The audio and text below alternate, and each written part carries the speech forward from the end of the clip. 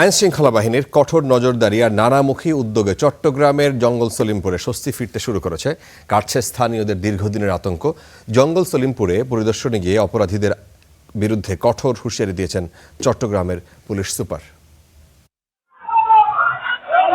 এক সময়ের আতঙ্কের জনপদ চট্টগ্রামের জঙ্গল সলিমপুর, তবে সেই চিত্র এখন অনেকটাই পাল্টাতে শুরু করেছে।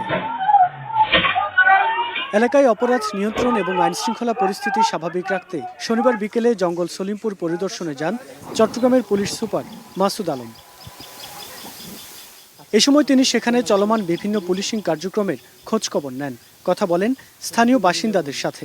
শুরুর দিকে এক ধরনের ভয় আর আতঙ্ক তাড়া করে বেড়ালেও বর্তমানে পুলিশের পেশাদার ও মানবিক ব্যবহারে সন্তুষ্ট বলে জানান সলিমপুরের বাসিন্দারা। পুলিশ আমাদের সাথে যে ব্যবহারগুলো করতেছে এটা আমরা অন্ততপক্ষে এলাকাবাসী সবথেকে বেশি খুশি। এখন আস্তে আস্তে আমাদের থেকে মনে হইতেছে যে প্রশাসন এখানে থাকাটা আমাদের জন্য একটা বিরাট নিরাপত্তার ব্যাপার।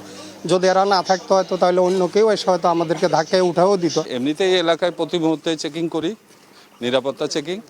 আজকে আমরা ডগ স্কোয়াড সোয়ার টিম নিয়ে আরো বেশি করছি আর কি।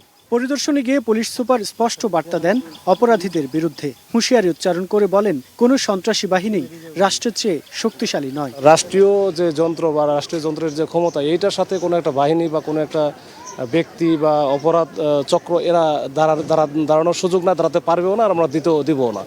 স্থানীয়দের প্রত্যাশা, জঙ্গল সলিমপুরকে সম্পূর্ণ অপরাধ মুক্ত রাখতে পুলিশের এই তৎপরতা ও কঠোর নজরদারি বজায় থাকবে আগামী দিনগুলোতেও।